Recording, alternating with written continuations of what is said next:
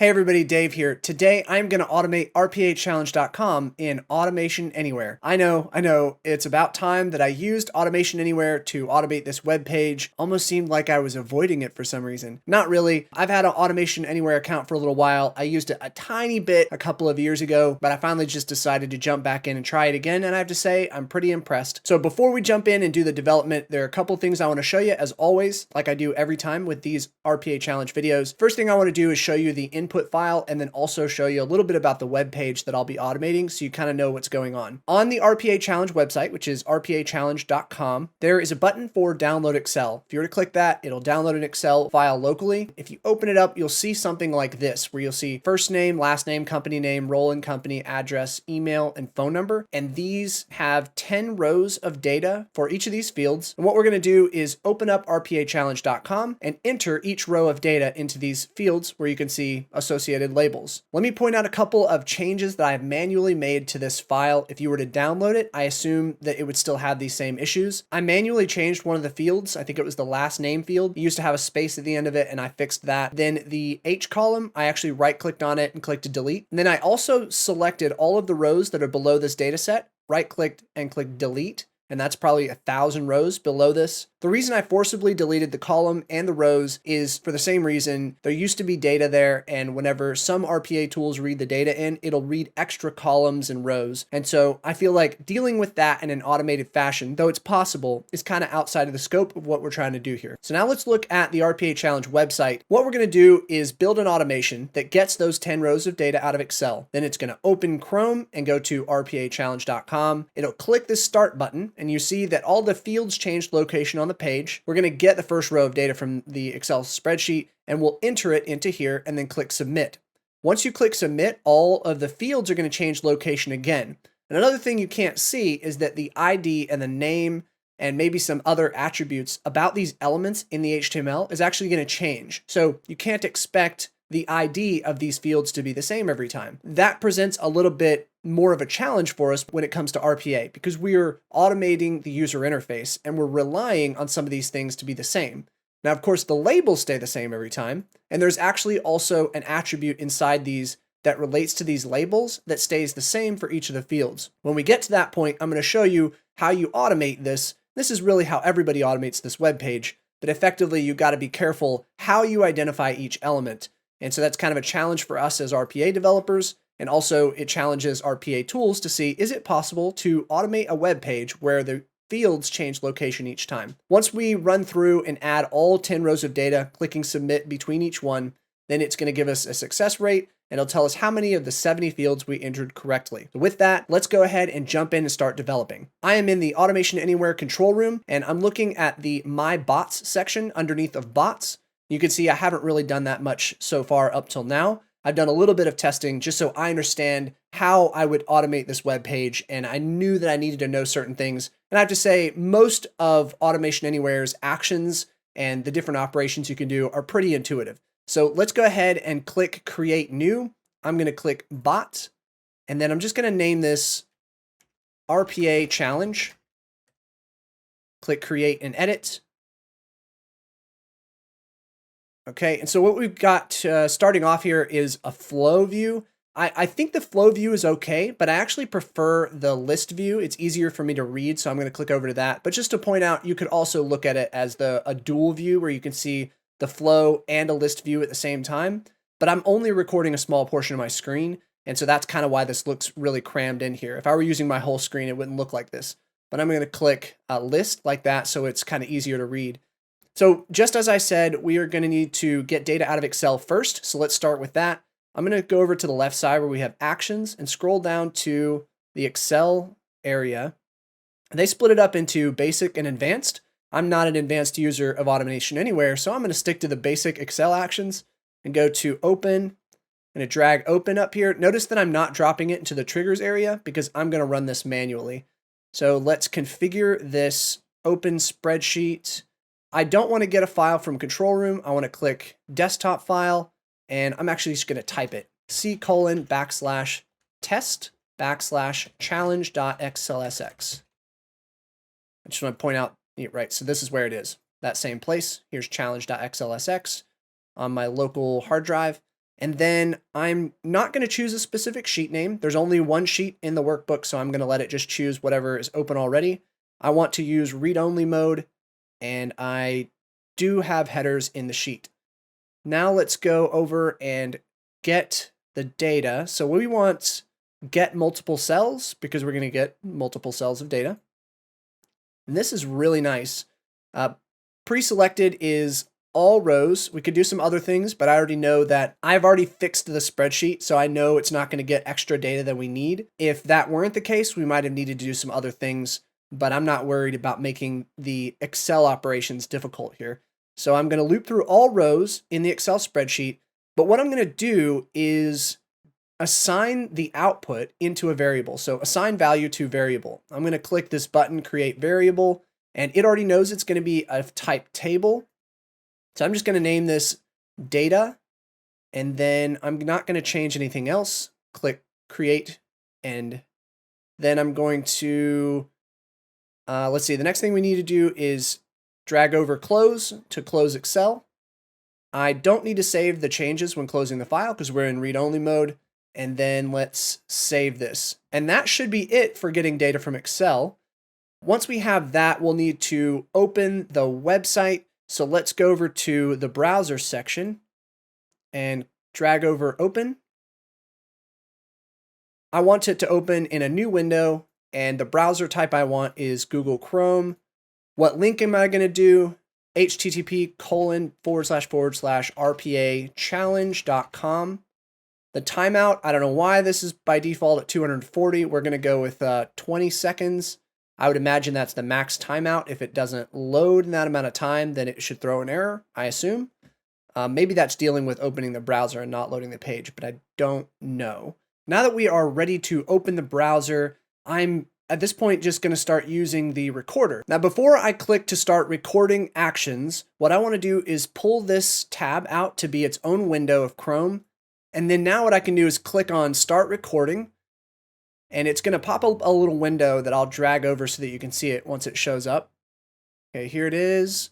And I'm going to change the window that we're wanting to interact with to be RPA Challenge, Google Chrome, click Universal Recorder. And now what I'm going to do is kind of simulate what kind of clicks I want this thing to do or what kind of set text and stuff like that. So first thing I want is to click the start button. Then I want to click into first name, and I'm just going to type a letter. And then for each of these, I'm just going to do the same thing. I want phone number next, email, address, company name, enroll in company, and then I'm going to click submit. Okay, and that should be it. I'm going to drag this over so you see. I'm going to click finish right here. And this has put a number of actions in here that we'll use to set the text and click buttons and whatnot. Now, we can't leave it as is because what would happen is I would run it, it would get data out of Excel, it would open the browser, and then it would basically set the letter A into all of those fields, and then it would click submit at the end. So we want to actually loop over all of that stuff. And the other thing we want to do is also adjust some of the kind of definitions or the selectors for how we find those fields, because how it is by default, you can see it says it's using the name FKQHS, for example, to define the first name field. And that's not going to work because each time we reload the page, that name and ID is going to change. Let's go back over to the web page, and I want to show you some of the things that we need to know before we can change some of this stuff. All right, so if you go into the rpachallenge.com website in Chrome, you can hit F12, and that brings up the developer tools. Now this is, if you're not used to developer tools, this might look a little overwhelming, so let me direct you to the specific things you want to pay attention to. There's a button on the top left for inspect, and this is what you're going to want to click. And then over here, you can click on, you know what, let's reload the page first. All right, so I want to click on the start button and show you that first.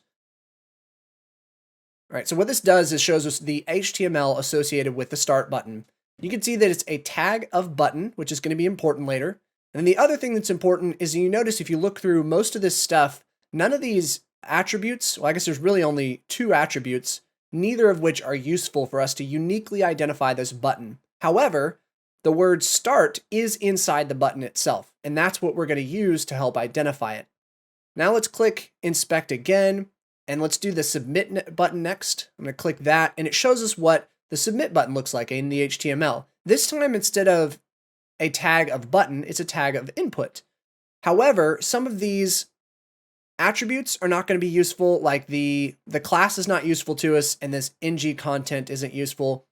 It looks like type could be and value could be. In this case, I'm going to end up using value because what this does is uniquely identifies a button that is of type input, actually, that has a value of submit on this page. Nothing else has that value as an attribute. If it did, then we'd have to figure something else out. But right now, that's good enough because it'll uniquely identify it. Let me click inspect again, and then let's click on the first name field. All right, so what this is showing us is that this is of type input, just like the submit button is.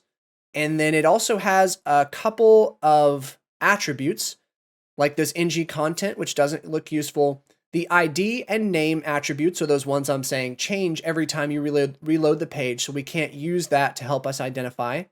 And then the class doesn't look all that useful. It's possible that these classes are different, so let me click on, let's look. It says ng untouched, ng pristine, ng invalid. Let's click this, choose another one. Okay, so you can see it's the same class for all of these text fields. And that means we can't use it to uniquely identify. However, there is one attribute left called ng reflect name, and this one says label address. If I click inspect and choose another one, this one says ng reflect name is label role, and then so on and so forth for all of these fields. Let me go ahead and show you. I've already looked all this stuff. They all work this way, but there are two that are slightly different. So if I click on role and company, for example, it's going to be label role, not label role and company, like the label might imply. And then let me click on it again and go to phone number. This one is label phone, not label phone number. Those are really the only two that are different from what the label names look like. We can now use this information to plug into the selectors in Automation Anywhere to help us uniquely identify each of these fields, and it'll always work every time when the page loads and fields change and IDs change and all that stuff. Let me go back over to Automation Anywhere. And let's go to the first one where it's going to click on the start button. We want to change this. So actually one thing I notice is the resize window. I'm going to change to not resize the window for every single one of these.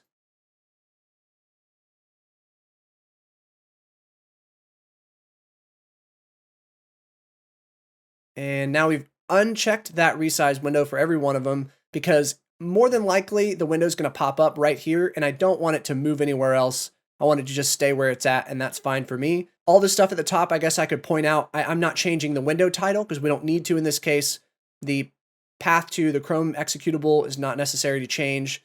But down here below where it shows us the picture of the element, I'm going to be changing the object properties for every one of these. You can see right now 7 out of 46 possible attributes are selected. I guess I should call them properties. I say attributes because that's a Blue Prism term. If I click on object properties, you can see that I can check and uncheck these, whatever I want, and that will affect what shows up here. So I'm going to uncheck every single thing except for the DOMXPath, the Document Object Model XPath. What we can do is put XPath expressions in here that is kind of like, it's almost like a query language that we use to find elements in a page without specifically saying the entire address to it. Because right now what this is saying is this element is in the HTML, in the body of the HTML, inside of a node called app root, and it's the first one, inside of the second div, inside of, a div which has a div, it's the sixth one, and then there's a button. It's ridiculous. So we're going to delete all that stuff. We're going to use an expression that will work every time rather than this breaking, which is what would happen whenever we reload the page. This XPath will change. So let's go down and uncheck the rest of these. And I'm going to actually leave this probably in the video, my changing every one of these, because I think it can be useful to kind of watch somebody do it over and over again, just in case I kind of glaze over something, or if I do it wrong or whatever. You don't have a single example of what I did. You have multiple examples to compare against in case you want to try this out for yourself. I think that rpachallenge.com is a great test for yourself. It's a great way to improve your RPA skills, especially if you're new at RPA. This would be a great challenge for you. And even if you've been doing this a while, it's a good one, because I actually learned several things about Blue Prism simply by trying to automate this web page with other tools. For example, I learned about CSS selectors, which are possible in Blue Prism 6.9 and above. And then I also learned that the XPath expressions have been possible since like Blue Prism 6.3. And let me tell you, I was ecstatic when I learned that it was possible to use XPath expressions. It's just a game changer, because there are some websites that are very difficult to work with, and having the XPath expression capability really makes a difference, not just for can I automate this web page at all, but also for making sure you can do it as efficiently as possible. I love making sure that my automations are as tip-top efficiency as they possibly can. And that XPath expression capability really drives home my ability to do that. So let's uncheck the last of these. Okay, so I think I have unchecked everything across all of these recorder capture actions. All the elements now, or the properties inside the objects, only have the DOMXPath selected. Now it says 3 out of 46, but that's because you can't uncheck control type and technology type. So let's go back up to the start button, and let's change the XPath to use an expression. I'm going to delete this, and I'm going to type, let me actually, is this behind me? This is behind me. Look at that. Oh my goodness. Okay, so I think that you guys could see which ones I unchecked, but you probably couldn't see the values associated with them, and that's probably okay. I'm glad that I saw that just now, though. All right, so what I'm going to do is drag the window over. Hopefully it'll be a little easier to see. Okay, so we're going to go to the first one, the start button, and change the DOMXPath input to use an expression. Anytime we do an XPath expression, we do 2 forward slashes, and then we'll type, in this case, we want to type the control type we want. Specifically, we want the button control type or tag, and then we want open and close square brackets. And then inside the square brackets, I'm going to type text, open, close parentheses. It's probably a little bit hard to see. And then after the text, open, close parentheses equals start inside of single quotes. I'm going to leave everything else the same and go to the next. This is the first name field. We've already unchecked everything except for the DOMXPath. And it looks like there's already an XPath expression in here. The only problem is it's using the ID field instead of the one we want to use, which is reflect name. And then I want to put the value label first name into this. Okay, note that there's a tiny bit of difference from what we just did before, where we used the text. This is referring to the text that's in the button itself, not as an attribute that's part of the HTML, but actually this is actually the text that shows up on the page. And then down here, this is using an attribute of the HTML element, and the attribute is named reflect name. When you use an attribute name, you'll put an @ symbol before. Don't ask me why, but it's part of the syntax. And when you are referring to the text that's inside of it, you'll do text, open, close parentheses, and then put whatever the text is, but you don't have an @ symbol beforehand. All right, so now we can just use this as our pattern. Go down to the next one. We're on last name. Replace this with last name. Input, reflect name, last name. This is going to be phone number. But remember, we found that it was a label phone, not label phone number. And this is email. So this one is label email. The next one is address. So label address. Next is company name. So I can just change the word first to company. And now we've got, let me expand this a little bit. Input, reflect name equals label company name. The last one is role and company. So let's change this one to say that label. Actually, remember it's going to be role. So label role, not label role and company. And don't forget to have that @ symbol before ng reflect name equals. And I'll bring it up one more time. And that is single quotes around this label role. So the other thing is that I didn't pay super close attention to. So let's go back and just verify. On the start button, the action it's using is a click action, and that makes sense. And then let's go to the next one, to first name. This is using a set text action. That's right. And let's just verify for each of the rest of these that they are all using set text.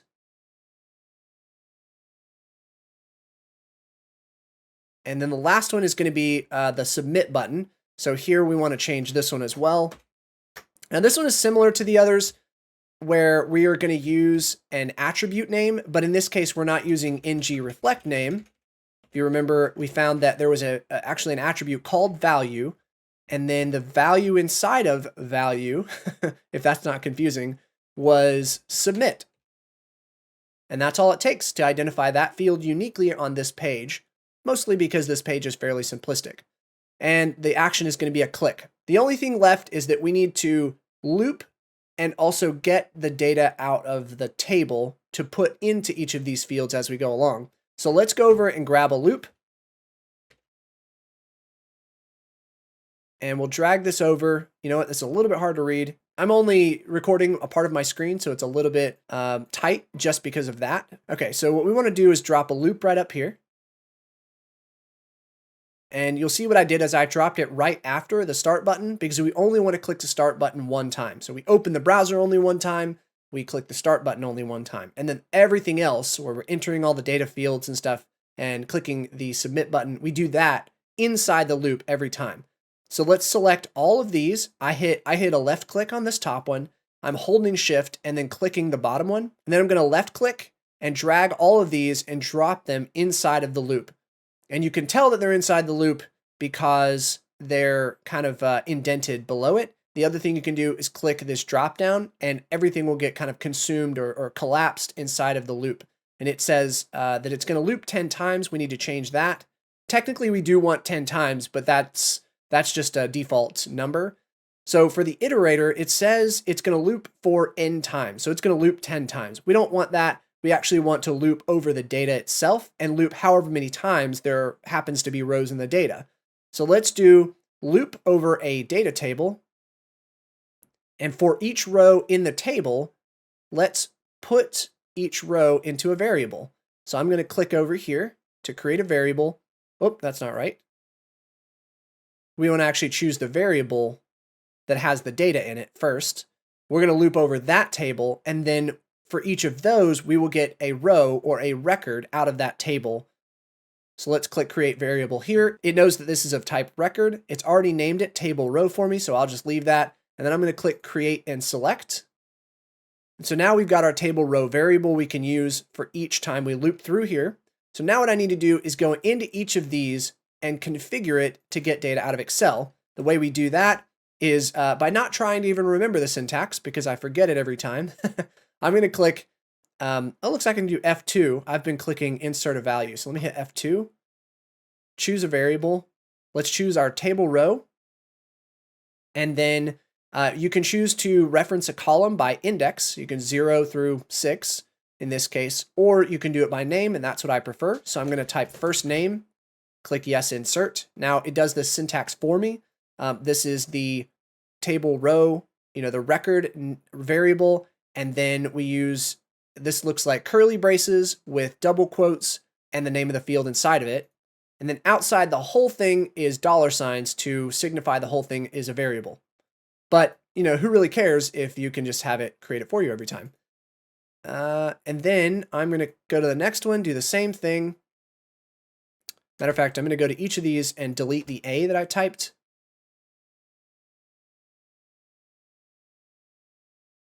Let's go back up to the second one. We're on, what are we on? Last name. So let's click to insert a value, table row, record. We're going to do by name, last name. Yes, insert. Go to the next action. And this one is phone number, insert, table row, by name. This is phone number. This is literally the name of the field in the Excel spreadsheet. The next one is email.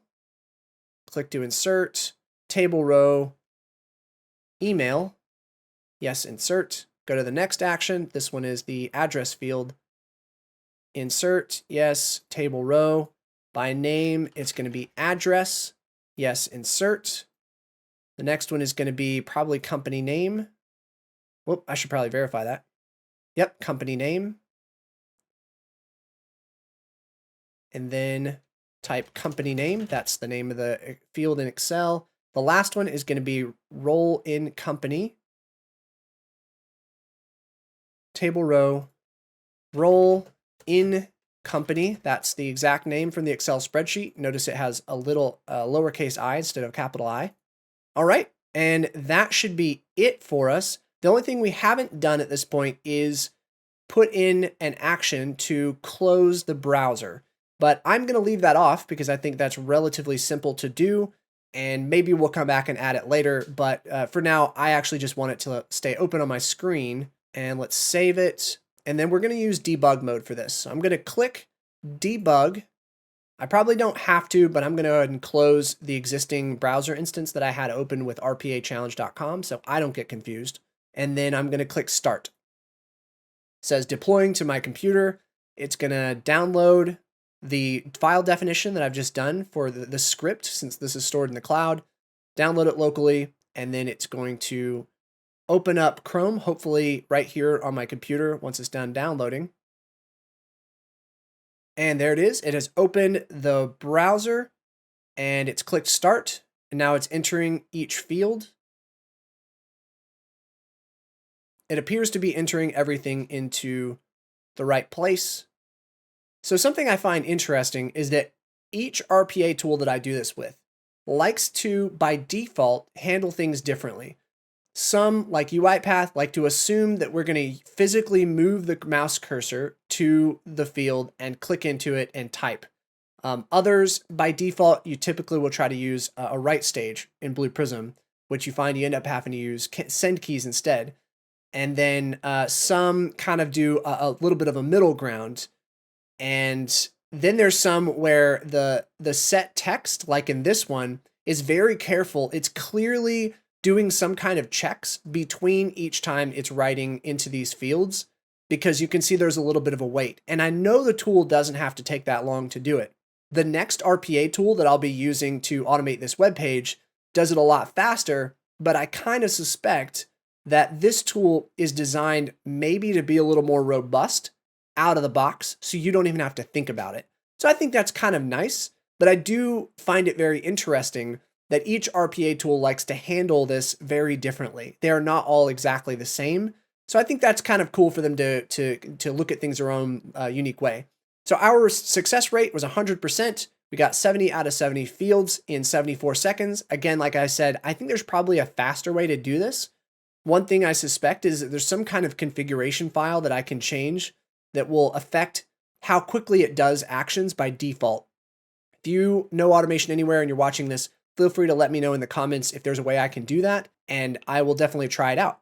I have to say that it was a pretty sleek experience to work in Automation Anywhere. It's cloud-based and it's very performant. I didn't feel like the application was running slow as I was developing. There's some nice copy-paste functionality that I didn't actually use in this video, but is possible to do. I found there to be a very wide set of actions available right off the bat. Getting data out of Excel in some RPA tools is more difficult than others, and it was extremely easy in Automation Anywhere. I mean, Blue Prism is, in my opinion, is one of the easier tools to use to get data out of Excel, and Automation Anywhere is right up there with it, and maybe even a little bit easier, mainly because it separates the basic and advanced functionality. You know, I thought there would be tools I'd come across that I develop in and I'm like, yeah, I mean, that's all right, I guess. But every tool I have used up to this point has been pretty good, I have to say. And when I say pretty good, that is praise. Up to this point,